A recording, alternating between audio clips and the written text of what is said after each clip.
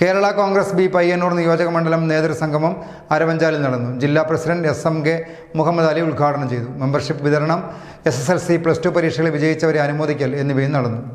പാർട്ടിയെ ശക്തിപ്പെടുത്തുന്നതിനായി കേരള കോൺഗ്രസ് ബി പയ്യന്നൂർ നിയോജകമണ്ഡലം കമ്മിറ്റി സംഘടിപ്പിച്ച നേതൃസംഗമം ജില്ലാ പ്രസിഡന്റായി ചുമതലയേറ്റ SMK മുഹമ്മദ് അലി ഉദ്ഘാടനം ചെയ്തു.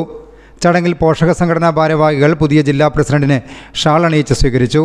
സംസ്ഥാന സെക്രട്ടറി VP ദാസൻ മുഖ്യപ്രഭാഷണം നടത്തി. മതേതരത്വം പറയുമ്പോഴും ഇവിടുത്തെ പല പാർട്ടികളും ചില പ്രകടനങ്ങൾ നടത്തുന്നതും ഒക്കെ നമ്മൾ അറിയുന്നതാണ്. പക്ഷെ കേരള കോൺഗ്രസ് ബിയും അതിന്റെ ചെയർമാനായ ഗണേഷ് കുമാറും ക്രിസ്ത്യാനിയും മുസ്ലിമും ഹിന്ദുവും അടക്കമുള്ള എല്ലാവരെയും ഉൾക്കൊണ്ടുകൊണ്ട് ഒരു മതേതര ജനാധിപത്യത്തിൽ അടിയുറച്ച് നിൽക്കുന്ന ഒരു രാഷ്ട്രീയ പ്രവർത്തനത്തിലാണ് നമ്മുടെ പാർട്ടി മുമ്പോട്ട് പോകുന്നത്. അപ്പോൾ ഈ പാർട്ടിയിൽ നിൽക്കുന്ന നമ്മൾ ഓരോരുത്തർക്കും നമ്മുടെ എല്ലാ കാര്യങ്ങളും പരിഹരിക്കുക എന്ന് പറയുന്നത് ദൈവത്തിന് പോലും സാധിക്കാത്ത കാര്യമാണ്. പക്ഷെ നമ്മുടെ സാധാരണ വിഷയങ്ങളിൽ എന്തെങ്കിലും ഒരു പ്രശ്നമുണ്ടായാൽ അതിനിടപെടാൻ സംസ്ഥാന തലം മുതൽ ഈ താഴെത്തട്ട് വരെ അതിന് യോഗ്യരായ കർമ്മധീരരായ പ്രവർത്തകരുണ്ട്. അവരുടെ സേവനം നമുക്ക് എല്ലാവർക്കും കിട്ടും. അപ്പോൾ അതുകൊണ്ട് ഈ പാർട്ടിയിൽ ഇപ്പോൾ അധികം ആളുകളൊന്നുമില്ല.